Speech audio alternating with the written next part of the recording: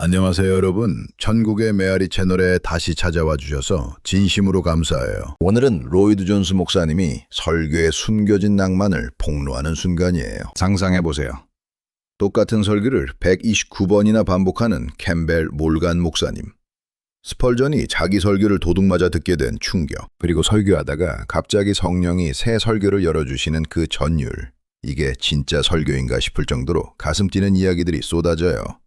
이 영상이 끝날 때쯤 여러분은 내 설교도 내 목회도 이렇게 살아 숨쉬고 있구나 하는 벅찬 감동을 느끼게 될 거예요. 같은 설교를 반복하는 문제. 아직도 내가 언급해야 할 몇 가지의 부수적인 문제들이 있어요. 하나는 같은 설교를 반복하는 문제예요. 여기선 아주 큰 문제가 아니겠지만 어떤 그리스도인들은 한 설교자가 같은 설교를 반복해야 한다는 걸 의심스럽게 생각하는 걸 발견했어요. 그들은 그렇게 같은 설교를 반복하는 게 거의 죄악스러운 것이라고 생각하는 것 같아요. 그러므로 우리는 이 문제를 반드시 살펴보아야 해요. 내가 한 편의 설교를 반복하는 걸 말할 때 물론 그 설교를 했던 걸 같은 교회에서 같은 설교를 하는 걸 생각하고 있는 게 아니에요. 그 설교를 했던 교회에서 똑같은 설교를 다시 한다는 게 될 법이나 한 일인지 난 그런 사람들을 이해할 수 없어요. 개인적으로 내가 그렇게 한다면 굉장한 자의식을 가졌을 거예요. 한 번은 어느 오르가니스트가 내게 이런 말을 했어요. 자기가 반주자로 일하는 교회에 어느 설교자가 와서 발람과 그의 낙이란 그의 유명한 설교를 7번이나 하더라는 거예요. 그래서 그 설교의 어떤 부분은 토시까지도 알고 있다는 거예요. 그에 대해 더 이상 말할 필요가 없어요. 역시 나는 미국에서 잘 알려진 어느 설교자에 대해 들은 적이 있어요. 그는 그가 목회하고 있던 필라델피아의 어느 교회에서 매년마다 한 특정 설교를 되풀이하곤 했어요. 그 교회 교인들은 또 그 설교를 하겠지 하고 그것을 기다리기까지 했어요. 나는 이것이 요청에 의해서 그렇게 행해졌다는 것도 들었어요. 교인들이 그 목사에게 다른 어떤 때에 그 설교를 해달라고 부탁했다는 거예요. 그래서 그는 그것을 그렇게 되풀이했던 거예요. 내가 그것을 좋게 말할 리 없어요. 오히려 그것을 반대하여 많은 걸 말할 수 있어요. 그러나 다른 교회에서야 다른 데서 했던 걸 설교한다고 하면 뭐가 어떠한가? 여기에 관련되는 규칙이 있는가? 독서와 대화를 통해서 나는 이 문제의 역사를 살펴봄으로써 이것에 예외를 취한 사람이 있다는 걸 알았어요. 스펄전이에요. 그러므로 우리도 이 문제에 대해 어떠한 태도를 보여야 해요. 스펄전은 같은 설교를 되풀이하는 걸 권장하지 않았어요. 그는 언제나 매번마다 새 설교를 준비하느라 애썼어요. 한 가지 아주 재미있는 건 그가 스코틀랜드를 처음 방문하여 에딘버러에서 설교했을 때 있었던 일이에요. 자기를 기다리는 굉장히 많은 회중들에게 설교하게 될 걸 알았지만 그 나름의 평소 하던 방식대로 새로운 설교를 전했어요. 그런데 그것은 완전히 실패였어요. 그래서 스펄전은 런던의 자기 집으로 급히 전가를 보내서 지난주에 천막집에서 행한 설교 노트를 보내줄 걸 요청했으니 말이에요. 이처럼 스펄전은 위기와 난관에 처한 순간 이것을 만회할 수 있었어요. 그러나 스펄전의 이런 경우를 제외하고라도 내가 아는 한에서 다른 위대한 설교자들의 경우에도 그들이 했던 설교를 되풀이하는 게 전반적인 추세였어요. 물론 휘필드는 계속 이 일을 고수했어요. 요한 웨슬리도 마찬가지예요. 여러분이 그들이 일기를 읽어보면 쉽게 발견해낼 수 있을 거예요. 그들은 자기들이 어느 본문으로 이러저러한 설교를 했는데 다른 곳에서 여러 번 같은 설교를 했었노라고 기록해주고 있어요. 나는 최근에 재판되고 있는 벤자민 프랭클린의 일기 모음집 속에서 자기는 휘필드가 새로운 설교를 할 때 언제나 그것을 알아차릴 수 있었다고 말하고 있어요. 그 설교자의 설교를 들으면서 그를 관찰해보면 그것이 새 설교인지 여러 번 반복하여 익숙해진 설교인지 금방 알아차릴 수 있었다는 거예요. 새로운 설교의 경우에는 부드럽고 자연스러움이 없었어요. 그 설교자는 더욱 조심하게 되었는데 특별히 그는 원고를 들지 않고 설교하는 설교자였기 때문에 더했어요. 1921년에 작고한 웨일즈 장로교회의 한 위대한 설교자 한 분이 있었는데 그는 자기는 최소한 20번 이상 설교하지 않고는 그 설교를 합당히 전하지 못했다고 느꼈음을 아주 의도적으로 분명하게 말하곤 했어요. 그가 말하는 바를 잘 이해하지 못했을 때는 그 말이 그렇게 큰 동감이 가지 않았어요. 그때는 그가 수사술사가나 극적인 연기자가 되려고 하고 있구나 하고 느꼈어요. 설교를 반복하는 문제를 여러분은 어떻게 생각하는가? 설교 중 가장 훌륭한 것을 선택하여 반복하는 것은 합당하다. 이와 관련하여 아주 훌륭한 답변을 기억하고 있어요. 그 답변은 어떤 위대한 노설교자가 자기에게 찾아와서 한 설교를 3번이 되풀이하는 걸 들었다고 하는 불평을 늘어놓은 사람에게 한 말이에요. 물론 같은 장소에서가 아니라 각각 다른 장소에서였어요. 그것을 들은 사람은 여기저기를 돌아다니면서 설교자를 따라다니는 사람들 중에 하나였어요. 그들은 이처럼 귀찮은 존재들일 수 있어요. 이 사람이 노련한 노설교자에게 불평을 들어놓자 그 노설교자는 그를 쳐다보면서 물었어요. 뒤아께서 그 설교를 실천에 옮겼는가? 그 사람은 그것을 듣더니 그가 들은 설교를 실천에 옮겼다고 말하기를 머뭇거렸어요. 예, 좋다. 귀하가 그 설교를 실천에 옮길 때까지 또 계속 그 설교를 할 것이다. 그 대답은 그것에 관한 만족할 만한 답변이에요. 그러나 실제로 이러한 실제를 정당시할 만한 근거가 있을까? 나는 있다고 믿어요. 나는 그것을 다음과 같이 변증하겠어요. 한편의 설교란 결국 단순한 진리의 진술이나 여러 가지 진리의 나열이 아니에요. 우리가 설교를 정의했던 바와 같이 그것은 한 구절에 대한 해석에만 그치는 게 아니라 그 이상이에요. 만일 설교가 단순한 한 구절에 대한 해석만으로 끝나는 것이라면 설교의 반복에 대한 그 태도가 좋은 것이라고 인정할 용의가 있어요. 독특한 방식으로 임한다는 거예요. 나는 이미 그 점은 언급한 바 있어요. 어떤 설교 내용들은 비산한 명확성을 지니고 설교자에게 임해요. 설교자는 요점들을 표현할 순서까지 부여받게 돼요. 그 모든 게 마치 하나님으로부터 직접 받은 것 같아요. 그뿐만 아니라 설교자는 이 메시지가 성령에 의해 어떤 이의 회개나 어떤 이들에 대한 특별한 축복 수단으로 쓰여지는 걸 발견해요. 이에 대해 어떠한 이의도 있을 수 없어요. 모든 설교자는 그것을 증명해 줄 거예요. 그런데 어째서 그러한 설교가 되풀이되지 말아야 하는가? 설교자는 언제나 가장 훌륭한 걸 전하고 싶어 하는 게 당연한 일이에요. 그러므로 자기 설교 중 가장 훌륭한 걸 선택하여 그것을 사람들에게 설교하는 건 분명히 합당한 일이에요. 또 다른 논쟁이 있어요. 설교 내용과 설교 행위에 대한 나의 주장을 따르면 설교 내용이 전해진 결과로 더 안아지고 발전한다는 걸 알게 될 거예요. 연구 서재에서 준비하고 있을 때는 모든 걸 알지 못해요. 설교하면서 더 많은 면을 알게 돼요. 그래서 설교 내용이 보충되고 발전되는 거예요. 얘는 매우 흥미있고 매력적인 일이에요. 다시 나는 내 자신의 경험과 내가 아는 다른 이들의 경험을 토대로 말하고 있는 거예요. 언젠가 어느 설교자가 어떻게 해서 자기가 경이로움에 충만했던가를 말한 적이 있어요. 그 자신도 훌륭한 설교자였으나 그 어떤 사람처럼 그렇게 탁월하고 대중적인 설교자는 아니었어요. 그러나 그는 착하고 겸손한 사람이어서 다른 설교자들이 진실하게 존경하였던 사람이었어요. 그런데 그는 어느 때 한 큰 대회에 참석하고 있었어요. 그런데 관례상 대회 마지막 날에는 말씀으로 뜨겁게 되는 집회가 열렸어요. 그런 경우에는 위대한 설교자들이 설교하도록 초빙되기 마련이에요. 그 목사에게는 위대한 영웅이었던 어느 설교자가 설교하게 되었어요. 그분은 이렇게 말을 했어요. 나는 해당 본문을 읽는 걸 듣고 당황했어요. 정말이지 비감과 고통까지 느꼈어요. 글쎄. 그 본문은 3개월 전 우리 교회 특별 집회에서 했던 설교의 본문이지 않겠어요? 나는 그때 그 설교가 그 목사님의 보통 설교의 수준에 미치지 못한다고 느꼈어요. 그래서 이 본문을 봉독하고 있을 때 그 목사님의 반복에 당황해지고 걱정마저 되었거든요. 그러나 걱정할 필요가 없었어요. 그 설교는 옛 모습을 찾아볼 수 없을 만큼 좋아졌고 발전되어 있었어요. 나는 그때 아직도 그 설교의 구성을 생각해낼 수 있었어요. 그러나 그것은 이제 정말 큰 능력을 전달한 위대한 설교가 되었어요. 그는 덧붙였어요. 그 노인 양반에게 있어서 특이한 점은 그 설교들이 잘하고 아주 감탄할 정도로 발전되었다는 거예요. 그는 그것을 그 자신의 것과 대조시키면서 말했어요. 내 설교는 그렇지 못해요. 그 자신은 아주 세심하고 면밀하게 준비하여 말 하나하나를 기록해 놓았기 때문에 어느 의미에선 그의 설교 내용이 더 잘할 수 없었던 거예요. 그런데 그가 존경하는 그 설교자는 그렇게 면밀하게 한 글자 한 글자를 써놓지 않았기 때문에 그의 설교 내용이 잘할 수 있었고 발전될 수 있었어요. 그 결과 그러니까 기본적으로 같은 설교를 전한다 하더라도 여러 가지 다른 이유에서 같은 설교를 하고 있는 게 아니에요. 그것은 더 좋은 설교요.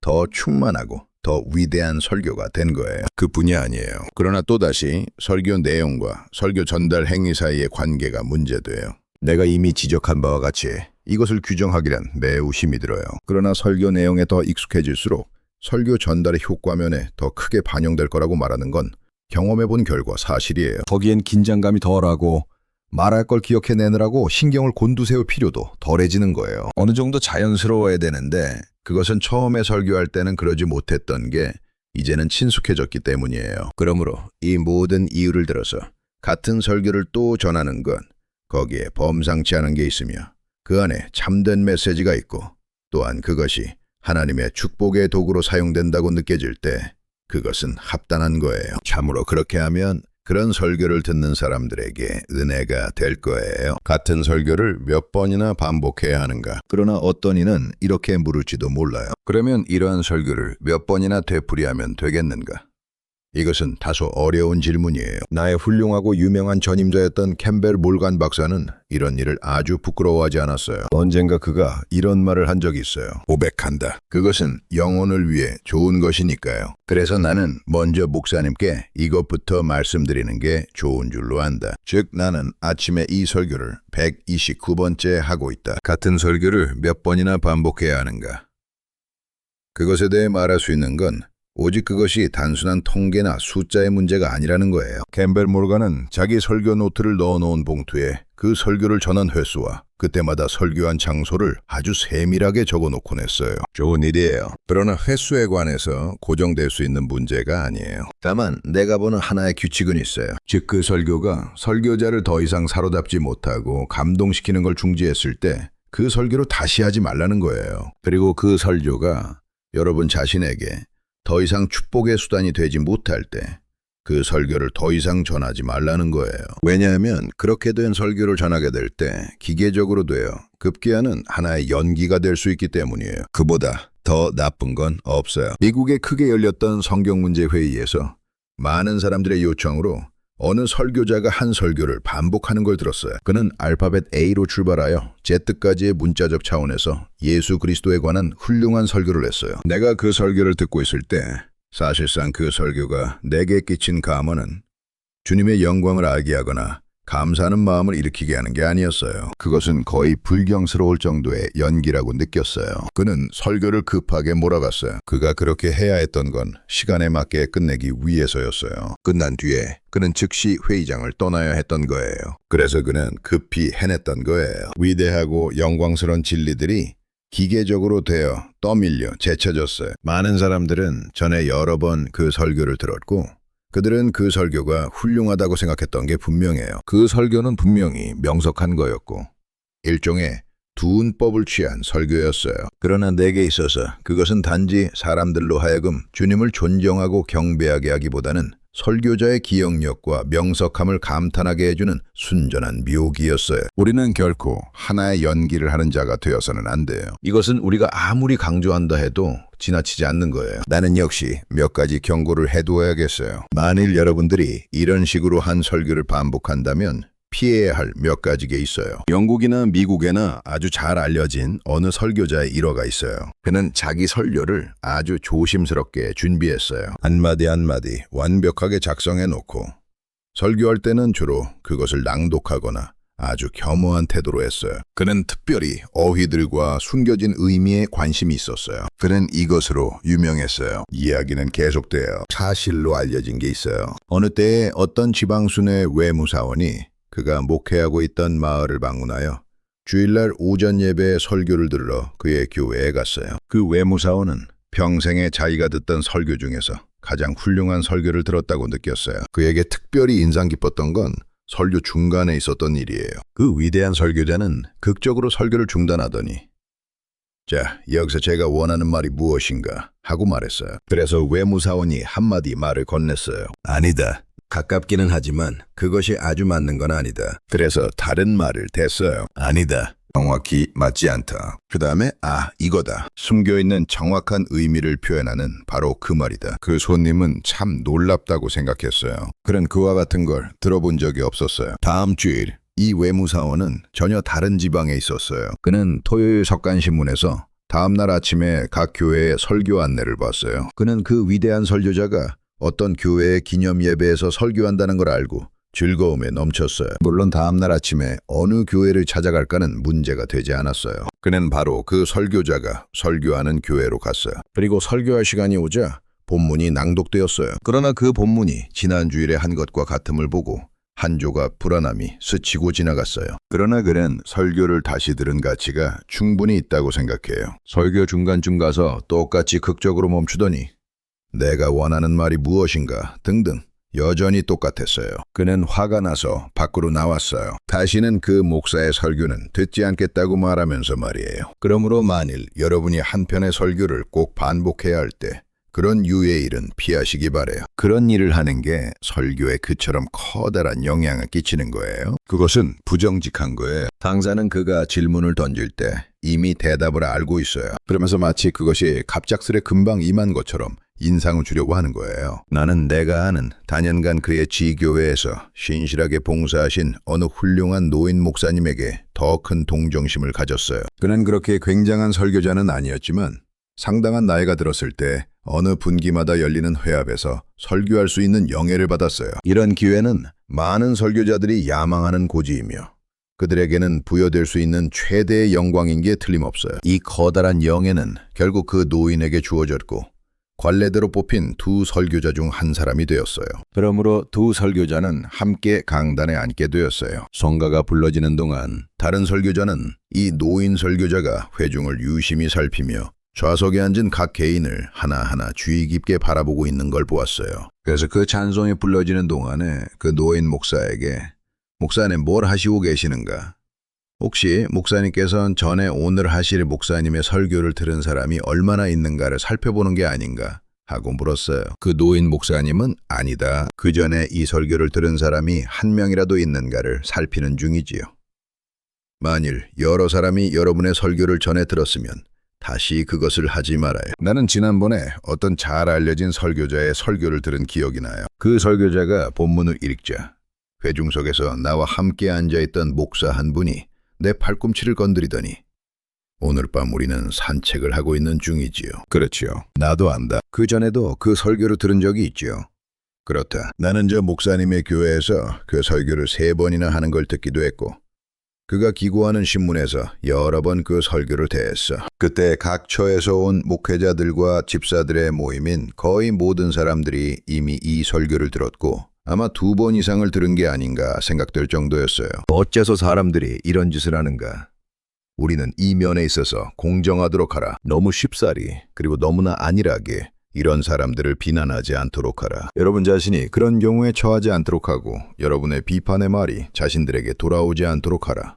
이에 대한 이유가 많아요. 하나는 물론 태만이에요. 그것은 결코 변명될 수 없고 주장될 수 없는 거예요. 그러나 가끔 그것은 순전히 당황해서 오는 거예요. 내가 말한 그 사람으로부터 그때의 경우에는 그것은 일종의 돌발적인 거였음을 알아냈어요. 그는 예배가 끝나고 나서 우리들 중 몇몇에게 말하기를 자기는 이 위대한 기회에 할 특별 설교를 준비했었다는 거예요. 그러나 주말을 넘기고서 별로 좋지 않은 감이 들었고 그 결과 그가 설교단에 섰을 때 새로운 설교에 대한 확신이 잃어버려 그 돌연한 공포감이 들어 그는 옛날에 걸작이었다고 생각되는 설교를 하게 되었다는 거예요. 불행하게도 그는 매우 자주 그런 일을 범하게 되었어요. 물론 우리는 이 전체적인 문제에 있어서 자랑의 요소를 제외시킬 수 없어요. 설교자가 진리를 전하는 데보다 설교자로서의 자기의 평판에 더 관심을 가질 수가 있어요. 그것은 교활한 짓이에요. 우리는 절대로 자랑이 자리를 차지하지 않도록 해야 해요. 그러므로 만일 여러분이 어떤 설교를 반복할 경우에는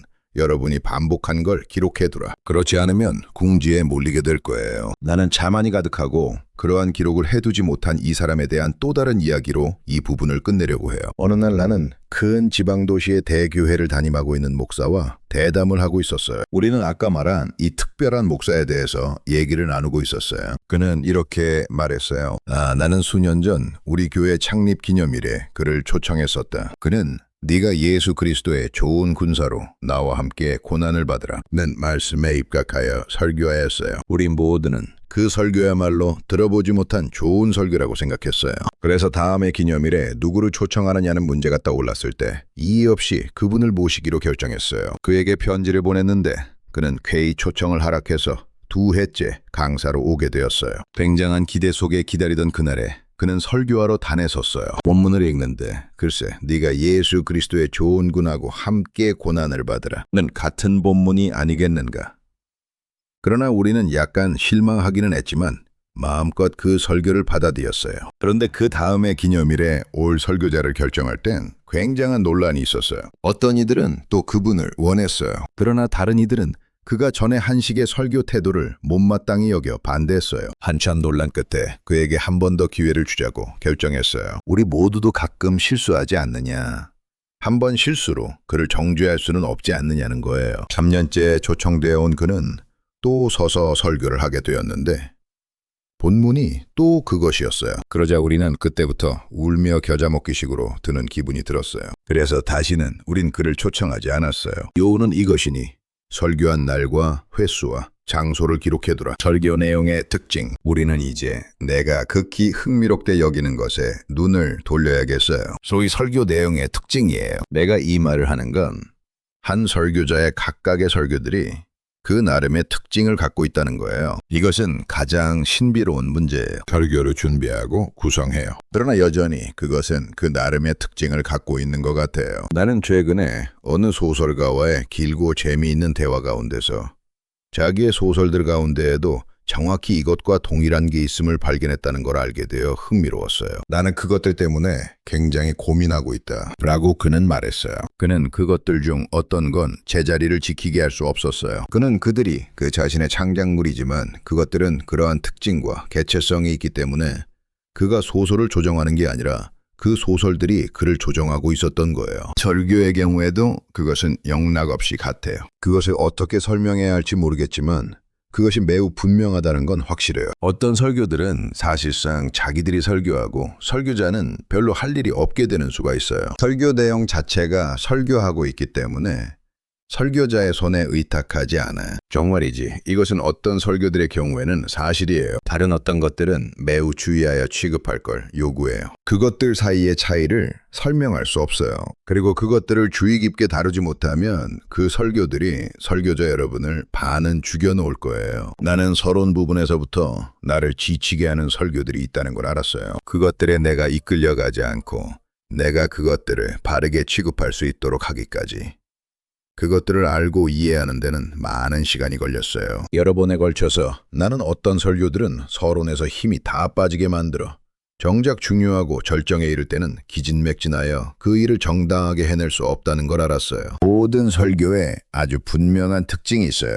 반드시 여러분은 해야 할 설교를 알아내야 해요. 이것은 커다란 가치가 있는 요점이에요. 나는 어느 옛날 설교자를 아는데 그는 아주 젊었을 때 생을 끝마치고 말았어요. 그는 언제나 설교들을 말들에 비교했었어요. 그는 젊은 시절에 한 시골 사람으로서 많은 말을 탄 적이 있었어요. 그래서 설교에 대해 말할 때에는 말을 타는 걸 비유로 들곤 했어요. 나는 언젠가 그가 설교를 망치고 나와서 한 말을 기억해요. 그 설교가 그만 나를 넘어뜨렸단 말이야. 그럴 거라고 생각은 했었지. 녹초가 되어 땅바닥에 누워 있었다니까. 그 설교 내용이 마치 말이 그러는 것처럼 그를 넘어뜨렸던 거예요. 여기에 굉장한 요점이 있어요. 그래서 나는 권고해요. 여러분이 할 설교를 알라는 거예요. 그러면 여러분들은 어떠한 경우에도 바른 설교를 알게 되고 어떠한 육신적인 조건에 처할지라도 바른 설교를 하게 될 거예요. 이 모든 동인들이 작용하여 나타나고 그것들은 매우 중요해요. 이렇게 말하면 어떤 이에게는 아주 비성경적인 것처럼 들릴지 몰라요. 그러나 실제에 있어서 굉장한 중성을 가지고 있다는 걸 확신해요. 우리는 아직도 육신 안에 있고 질그릇 안에 이 보배를 가지고 있어요. 설교하는 일을 보다 효과적으로 하게 도와주는 건 어느 것이든 무시되지 않아야 해요. 남의 설교를 사용하는 경우 나는 다음 문제인 다른 사람들의 설교를 전하는 문제에 대해서 어떠한 말이라고 하기를 주저했어요. 내가 그것을 말해야겠다고 느낀 건 그런 일이 드물지 않게 실행되고 있다는 걸 확신했기 때문이에요. 이에 대해서 한마디 논평을 하지 않을 수 없어요. 그 설교자의 승인을 받지 않고 그런다면 그것은 부정직한 일이에요. 나는 아무런 허락도 없이 다른 사람들의 설교를 전하고서 어떻게 뻔뻔할 수 있는지 도저히 이해할 수 없어요. 그는 사람들의 칭송과 감사를 받아요. 그렇지만 그것은 자기가 한 대가로 받는 게 아니에요. 그는 도둑이요 강도며 굉장한 죄인이에요. 그러나 내가 주장하듯이 나를 놀라게 하는 일은 그런 사람이 뻔뻔스러울 수 있다는 게 가능하다는 거예요. 이 문제에 대해 흥미있는 몇 가지 부수적인 군면들이 있어요. 예를 들어 스폴전과 징계를 받아 그에게 불려온 그 대학의 어느 학생과의 유명한 일화예요. 그 이야기인즉 이렇다. 이 젊은 사람은 주일날마다 다른 교회에서 설교하였어요. 그의 설교에 관한 기사들이 그가 다니는 대학으로 날아왔어요. 어떤 기사는 그의 설교가 매우 훌륭하다고 말했으나 급기야는 그것을 반박하는 논평들이 가해지기 시작하여 이 젊은 사람은 스펄전의 설교를 전하였다는 데까지 이르게 되었어요. 그 대학의 학장은 물론 이것을 처리해야만 했어요. 그래서 그는 젊은 사람을 불러들였어요. 그 학장이 그 젊은 친구에게 난 자네가 스펄전 씨의 설교를 도용하여 그것을 전했다고 들었는데 이것이 사실인가? 아니다. 그것은 사실이 아니에요. 그 학장이 그를 질책하였으나 그 젊은이는 여전히 그것이 사실이 아니라고 고집했어요. 계속 이것을 고수하자 끝내 학장은 이 사람을 스펄전 씨에게 보내는 수밖에 없음을 느꼈어요. 그래서 그들은 함께 자리를 같이 하게 되어 스펄전 앞에 이르게 되었어요. 스펄전이 말했어요. 자, 당황할 필요가 없어요. 정직하기만 하면 징계는 면할 수 있어요. 우리 모두 죄인이잖아요. 그러나 우리는 다만 그 사실을 알아내기를 원하는 거예요. 이러저러한 본문에 이러저러한 설교를 했는지 예, 그렇다. 그런데도 당신은 내 설교를 하고 있지 않다고 말할 수 있는가? 그렇다, 선생님. 이러한 신문은 몇 번 계속되었어요. 결국 스펄전은 참을 수 없음을 느끼기 시작했어요. 그래서 그는 그 젊은 사람에게 그럼 그 설교가 당신의 설교라고 말하고 있는 건가? 아니다, 선생님. 그럼 그건 누구의 설교인가? 그것은 윌리엄 제이의 설교다. 선생님, 제이는 19세기 초엽 유명했던 베스에 있던 유명한 설교자였고 그의 설교들이 두 책으로 출판되었어요. 잠깐만 기다리시오. 스펄전은 이렇게 말하더니 그의 서재로 들어가서 그 제2의 설교집 한 권을 뽑아들었어요. 거기에 그 설교가 있었어요. 같은 본문에 같은 대지로 되어 있는 모두 똑같은 내용이 설교가 그 책에 있었어요. 어떻게 되었는가? 사실은 스펄전 역시 윌리엄 제2의 설교를 했었고 그것이 실제로 스펄전의 다른 설교들과 함께 출판되었어요. 스펄전의 또 하나의 변명은 제2의 두 설교집을 읽은 자기가 그 설교를 했을 때는 그것이 윌리엄 제2의 설교였는지 알지 못하였다고 아주 정직하게 말할 수 있었어요. 그것이 그의 기억 속에서 무의식적으로 남아있었던 거예요. 그 학생은 스펄전의 설교들을 포용하여 전했다는 책임을 면하게 되기는 했지만 그는 역시 도둑질한 책임이 있는 거예요. 위로할 필요가 있는 설교자나 절망에 빠진 설교자를 위해 되풀이하는 또 다른 아주 훌륭한 일화가 있어요. 특별히 평신도 설교자의 경우에요. 잘 알려져 있듯이 스펄전은 우울증에 발작이 있었어요. 그는 통통으로 고생했는데 그럴 때면 우울증의 요소까지 합병되어 일어났어요.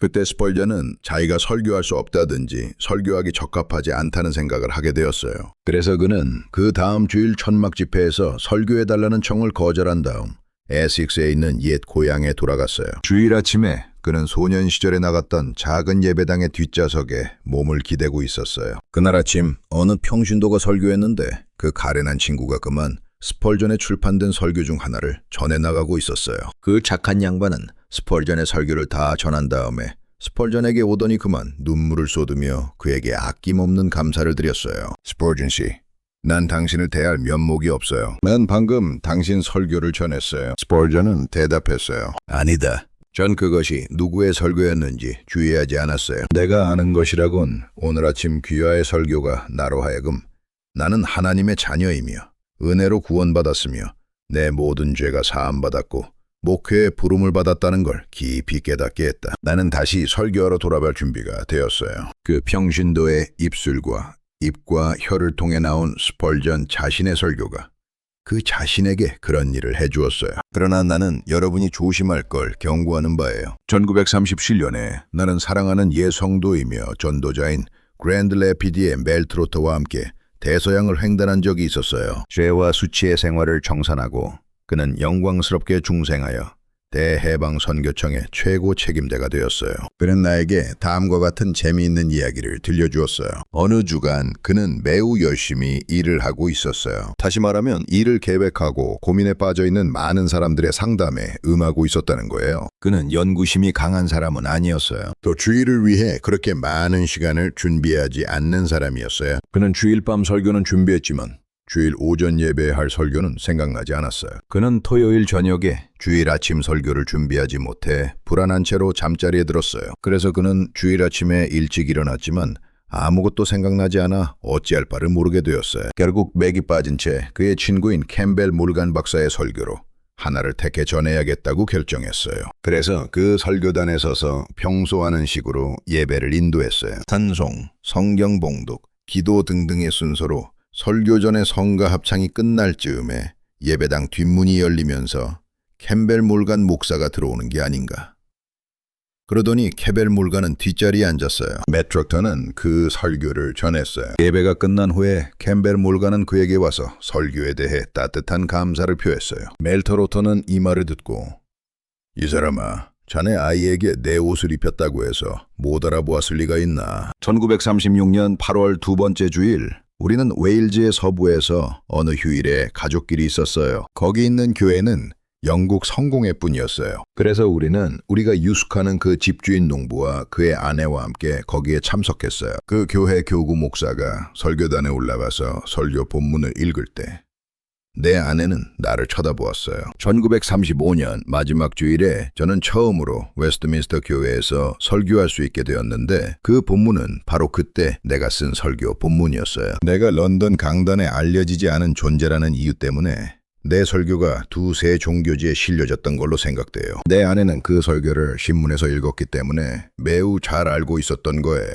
그 교구 목사는 본문을 소개한 뒤 설교하기 시작했어요. 유감스러운 일이지만 내 설교를 하려고 시도하고 있었다고 말할 수밖에 없어요. 그가 설교하는 걸 듣고 있는 내가 있었으니 그는 나를 알지 못했고 전에 나를 만난 적이 한 번도 없었어요. 다음 주간에 나는 될 수 있는 대로 그를 만나지 않으려고 최선을 다했었지만 농장 주인은 그를 내가 거하는 곳으로 데려와서 우리를 서로 인사시키고 말았어요. 내 설교를 해나간 방식에 대해서는 별로 인상적이지 못했지만 분위기를 이끌고 간 방식에 대해서는 응당 찬사를 보내야 해요. 그는 당황하는 기색도 없이 나를 곧바로 바라보면서 이렇게 말했어요. 목사님에 대해서 종종 들었는데 만나 뵙게 되니 반갑다. 목사님께서 여기 계시다는 걸 알았으면 예배 때 설교를 부탁할 걸 잘못했다. 별 말씀을요? 그리고 나는 그 비밀을 말하지 않았어요. 그러나 그것은 만일 설교자 여러분들이 다른 사람의 설교를 한다면 있을 수 있는 일이에요. 내 아내는 또 다른 있을 법한 위험을 입증해주는 한 일화를 알고 있어요. 그녀가 나가던 교회에 언젠가 연결된 두 주일 예배에 각각 다른 설교자가 서서 설교를 했는데 동일한 설교를 하더라는 거예요. 문제는 그 설교의 원래 설교자는 누구였는가? 둘 다 다른 어떤 사람의 설교를 도용했거나 포적질한 가능성이 있어요. 바로 그 점은 다른 사람에게 눈치채어지고 만다. 한마디 말하고 싶은 건 본문을 바꾸는 걸로 충분치 못하다는 거예요. 분별력이 있는 청중은 언제나 설교자가 무엇을 하고 있는지를 간파해낼 수 있어요. 자기 자신의 예화나 일화를 몇 개 더 덧붙인다고 해서 그것을 숨길 수는 없어요. 스펄전의 설교를 주일이 되기 며칠 전에 읽고 나서 그것을 설교하는 게 자기의 방법이라고 말하던 어떤 사람을 알아요. 목사님도 아시다시피 사실은 난 스펄전의 설교를 하는 게 아니에요. 그것은 내 마음을 통하여 지나쳐 간 것뿐이에요. 이처럼 우리는 우리의 죄를 합리화시키려고 하지만 그것은 우리가 갖고 있는 마음이 어떻다는 걸 보여줄 뿐이에요. 이 점에 대해 한마디만 더 덧붙여야겠어요. 설교자가 다른 사람의 설교를 꼭 전해야 되겠거든. 어느 때 정말 절망에 빠져 있어. 다만 교인들을 위해서는 그럴 수밖에 없다고 느끼거든. 전에 내가 알던 남웨일즈에 있던 어느 가련한 설교자가 했던 것처럼 하지 말아요. 그가 혼자서 웨일즈 외의 다른 곳에서 심지어 잉글랜드에까지도 가본 적이 없다고 하는 게 거의 정확할 거예요. 이 사람은 어느 주일 아침 본문을 읽고 난 뒤 이런 말로 그의 설교를 시작했어요. 어느 날 나는 와이오밍 계곡의 정상에 서 있었는데 다른 말로 하면 필요 없는 건 삭제해버릴 줄 알라는 거예요. 와이밍은 미국 북서부의 주 이름이며 와이오밍 계곡은 거기에 있는 계곡을 말한다. 그런데 영국의 웨일즈 밖에는 나가보지 못한 자가 미국의 북서부에 위치한 계곡에 서 있었다는 게 얼마나 우스운 일이며 할 수 없이 다른 사람의 설교를 하면서도 얼마나 우둔한 일인가 말이에요. 내 설교를 한 그 교구 목화가 조금만 센스가 있어도 내가 전한 그대로 첫 문장을 써먹지 않았을 거예요. 그런데 그 목사는 내가 한 그대로 했어요. 나는 아직도 그것을 기억하는데 그것은 그가 내 마음에 그것을 꼭 박아주었기 때문이에요. 그 문장은 교회 친목회에서 토론하기에 아주 훌륭한 제목에 관한 거였어요. 그 교구 목사는 한 번도 교회 친목회를 연 적이 없었어요. 나는 그 집회를 열었기 때문에 자연스럽게 내 제목을 소개할 수 있었던 거예요. 꼭 다른 사람의 설교를 전할 수밖에 없다고 느낄 때 언제든지 그렇게 하지는 말아요. 그러나 자신을 바르게 지키기 위해서는 그 설교의 원 설교자에게 은혜를 입은 걸 사람들에게 밝혀주라. 설교하는 일의 낭만. 우리는 이제 훨씬 더 중요한 문제로 서둘러 나가야겠어요. 즉, 설교하는 일의 낭만. 설교하는 일과 맞먹는 일은 세상에 하나도 없어요. 그것은 세상에서 최대의 사역이며 가장 벅차고 가장 흥미있고 가장 가치 있고 가장 놀라운 일이에요. 나는 설교자가 새로운 설교를 가지고 주일 오전이나 저녁에 설교단에 나아갈 때 특별히 그 메시지가 하나님으로부터 왔다는 것과 그것을 전하고 싶어 견딜 수 없음을 느낄 때까지는 감정에 비교될 수 있는 걸 알지 못해요. 이것은 말로 나타낼 수 없는 거예요. 아무리 최고의 설교라도 그것을 다른 곳에서 다시 하게 될 때 결코 그런 감동이 일어나지 않아요. 그렇기 때문에 나는 같은 장소에서의 정규적이고 오랜 동안의 목회를 옹호하는 거예요. 내가 목회 사역에서 물러난 후에는 다시는 맛보지 못할 걸 알고 나는 두렵기조차 해요. 그러나 그것에 상응할 만한 게 없어요. 여러분은 다른 곳에서 설교하는 동안에 아주 행복할 수 있어요. 그러나 목회자와 교인들 사이의 관계, 설교 준비, 다른 많은 요인들의 결과로 나오는 이 특별한 경험은 한 교회에서 정규적인 목회에만 생기는 독특한 일이에요. 이 낭만적 요소의 또 다른 국면은 한 예배 내에 있는 불확실한 요소라고 할까요? 불확실한 것에 관해서조차 영광스러운 일이에요. 왜냐하면 여러분이 진정한 설교자라면 여러분이 설교단에 올라갈 때 무엇이 일어날까를 정말 모르기 때문이에요. 여러분이 한 사람의 강의자라면 내가 설명했듯이 그 모든 걸 알아요. 그러나 여러분이 한 사람의 설교자라면 알지 못할 건 확실해요. 가장 경이로운 체험을 갖게 될 수도 있어요. 그리고 설교단에 올라갈 때 준비에 자신감을 갖고 훌륭한 예배가 될 걸 확신하고 아주 기분이 좋아서 올라갔는데 그만 설교가 엉망이 되는 수도 있어요. 그런 것에까지도 유의될 만한 일이 있는 건 설교를 설교자만이 관리해 나가는 게 아니라는 걸 보여주기 때문이에요. 설교자들은 자기 혼자만이 설교를 조장해 나간다고 생각하고 있으나 그렇지 않다는 걸 발견하고 하나님 아래에 있다는 걸 재음미하게 되는 거예요. 그러나 역으로 하나님께 감사할 일은 설교단에 올라갈 때는 여러 가지 이유에서 준비가 잘못되었고 건강도 좋지 않아서 무거운 마음을 가지고 올라갔는데 갑자기 모든 게 잘 되고 육신적으로도 힘이 생기는 수가 있어요. 설교자의 건강에 따라 설교 효과가 아주 달라질 수가 있어요. 윗빌드의 일기를 읽는 사람은 그가 자주 그 점을 언급했던 걸 주목하게 되었을 거예요. 그는 건강이 좋지 않았던 것 같아요. 아마 심장병이나 후년의 비만증으로 고생하고 있었던 걸로 보여요. 그의 일기나 다른 사람에게 쓴 편지에 보면 이런 말이 가끔 나와요. 내가 훌륭한 강단 사역을 하기까지는 내 건강이 회복되지 않을 거다. 훌륭한 강단 사역이 그렇게 자주 그의 건강을 바르게 회복시켜 주었던 거예요. 나는 자주 내가 했던 유일한 터키탕 목욕은 강단에서였다고 말했어요. 이것은 사실이에요. 설교하고 나서 건강이 완전히 회복되고 생기를 얻어 강건해지는 일이 사실 있어요. 여러분이 얼마나 약하고 피곤하든지 간에 설교단에 설 때는 완전히 다른 사람으로 변할 수도 있어요. 나는 이에 대해 하나만 더 말씀드리고 싶어요. 그것은 수년 동안 내내 나를 매우 크게 흥미롭게 하던 점이었어요. 주일에 어떤 일이 일어날지를 토요일에 미리 말할 수 있었던 경우였어요. 내가 경우라고 말한 걸 주목하시기 바라요. 그것은 정규적인 체험이 아닌 것만은 확실해요. 여러분이 자신이 준비한 것에 붙잡히고 감동될 때는 주로 설교할 때도 같은 일이 일어난다는 걸 알게 될 거예요. 나는 설교자가 붙잡히게 되고 감동하게 될 때를 말하는 거지 설교를 잘 꾸몄을 때를 말하는 게 아님을 강조해요. 그때는 이런 식으로 격앙되어 있고 여러분이 준비하고 있는 메시지가 설교자 여러분에게 능력으로 임하여 무엇을 해주고 있을 때예요. 그때는 회중들에게 똑같은 일이 일어나요. 내가 내 서재에서 그렇게 감동되고 사로잡히게 되면 주일날에 어떤 일이 일어날지 대부분은 알아요. 나는 설교하는 일의 낭만을 다룸에 있어서 설교를 하는 동안 전개해 나가는 문제에 관해 말할 때 언급했던 걸 다시 말씀드려야겠어요. 그것은 다시 설교자를 경이감으로 가득 채우는 가장 감격적이고 놀라운 체험이에요. 그것은 아주 비상하여서 그것을 조정하기가 곤란할 정도예요. 그것은 반드시 있는 일이에요. 준비된 설교를 가지고 설교단에 섰는데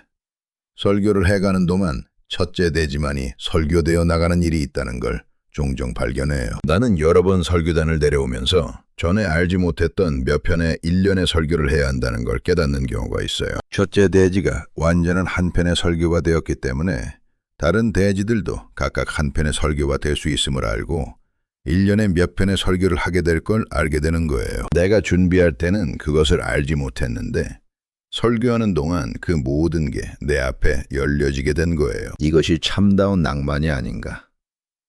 이러한 유의 일이 여러분에게 일어나는 한 결코 일거리가 없어서 곤란하거나 한 편의 설교를 찾아내느라고 애를 먹지 않게 될 거예요. 사실 그렇게 되면 여러분은 주일이 빨리 오기를 기다리게 되는 단계에 이르게 될 거예요. 설교자가 강단에서 설교하는 동안에 생각지도 상상하지도 못하는 일이 갑자기 일어나서 설교자가 놀라움과 고마움과 말할 수 없는 기쁨으로 넘치게 되는 거예요. 그런 일은 다른 일에는 없어요. 그런데 그 전류의 체험에 또 다른 측면이 있어요. 내가 준비한 설교를 모두 전하지 못하도록 저지를 받고 있다고 느꼈을 때가 있어요. 어떤 제한된 방식으로 설교를 해 나가도록 이끌림을 받아 내가 계획된 방식으로 설교를 해 나가도록 이끌림을 받아 내가 계획한 시리즈 설교 계획을 재조정해야 하는 일이 있어요. 또는 가끔 나는 특별한 특정 경우를 생각하고 있어요. 준비된 설교를 반밖에는 못하고 내려오는 수가 있어요. 내가 말하고 있는 이 경우에는 왜 이런 일이 있는지 전혀 이해할 수 없어요. 그러나 어떻든 간에 그런 일이 있었고 그러므로 해서 어느 의미에서는 다음 주일 아침을 준비한 결과가 되는 거예요. 다음 주일에 전에 다 하지 못한 나머지 부분을 설교하게 돼요. 그 나머지 부분이 그 자체 완전한 한 편의 설교가 되었어요. 나는 특별한 자유를 받았다는 걸 알게 된 거예요. 예배가 끝나고 어느 분이 내게 와서는 어떤 분이 나를 만나고 싶어 왔다고 전해주었어요. 결국 나는 수천 마일 떨어진 곳에 집이 있는 그 목사를 만나게 되었어요. 그는 너무 감동이 되어 무엇라고 말할 수 없을 정도였어요. 어떻게 된 것인가? 어째서 그가 그토록 감격하고 감동을 받았을까?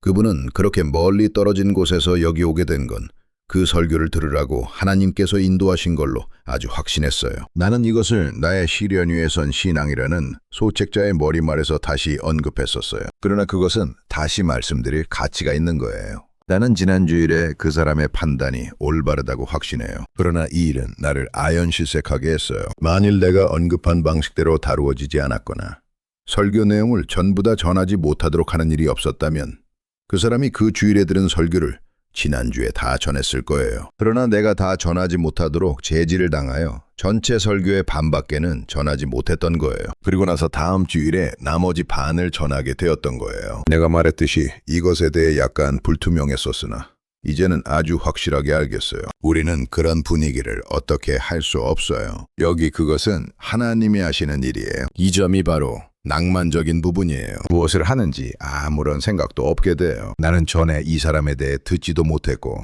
그에 대해 아는 것도 없어요. 그러나 그가 그날 아침에 들은 건 특별히 그 사람을 위해서 전해졌다고 하는 게 좋아요. 그날 아침을 위해 계획한 대로 하면 전혀 그런 일이 일어날 수 없었을 거예요. 이런 일에 비할 수 있는 게 있는가? 이처럼 낭만적인 일이 있겠는가? 이런 일은 설교자에게 일어나게 되고 그런 일을 경험하면 할수록 목회 사역의 부름을 받았다는 걸 하나님께 감사하시기 바라요. 어떤 이는 실천적인 관점에서 질문하실지도 몰라요. 그러면 설교하는 동안 이런 일이 설교자에게 일어날 때 설교자는 어떻게 해야 하는가?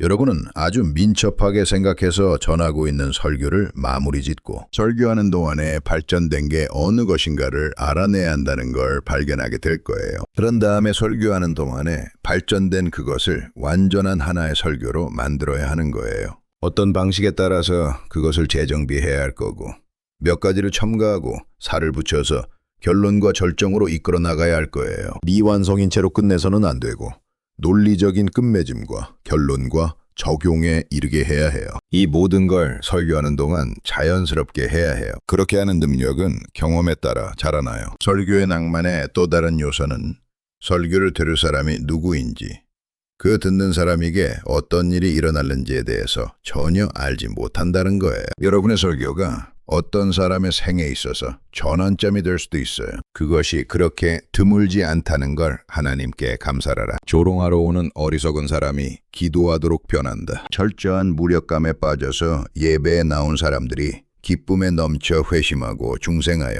새 사람이 되어 나갈 수도 있어요. 그들의 모든 생이 바뀌어지게 되는데 여러분은 반드시 관계하게 되어 있어요. 그리고 하나의 일익을 담당할 수 있게 되었어요. 세상에서 이 일과 비교할 수 있을 일이 있느냐 말이다. 없다.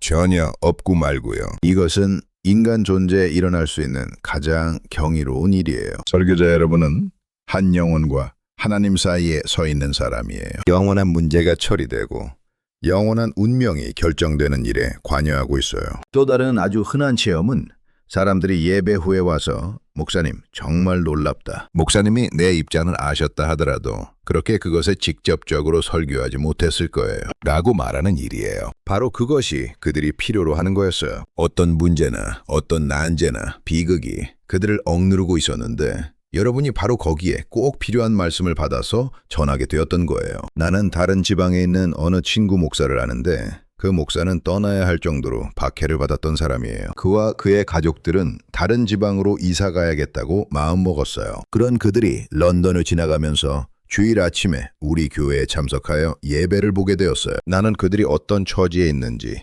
그들에 대해 아는 바가 없었어요. 그러나 그들에게 직접적으로 해당하는 걸 말하게끔 되었어요. 그것은 어떤 본문에 대한 해석이었고 그것의 일반적인 적용이었어요. 결국 이 사람은 그의 부인에게 얼굴을 돌리고 그 여자고 그에게 얼굴을 돌렸어요. 그런 다음에 서로에게 말했어요. 저것이 우리에게 주시는 응답이요. 그 응답은 그들로 하여금 다른 지방으로 이사가지 못하게 하였고 그리하여 그들은 다시 그 핍박에 부딪혀서 싸워야겠다고 다시 자기들을 핍박하는 지방으로 되돌아갔어요. 그들은 그렇게 함으로 결국 영예롭게 되었어요. 그들이 수년 후에 그것을 내게 말하기 전까지만 해도 몰랐던 거예요. 그러한 체험은 너무 많은 눈물은 속이는 수가 많다고 하는 말을 생각하게 해요. 내가 아는 특전을 받았던 모든 일 중에서 가장 결정적인 신뢰가 될 만한 걸 말씀드리므로 이 항목을 끝맺으려고 해요. 이것은 설교하는 동안이 아니라 기도하는 동안에 실제로 있었던 일이에요. 나는 무서운 죄의 생활에서 돌아서서 훌륭한 그리스도인이 되었던 어떤 사람을 알았어요.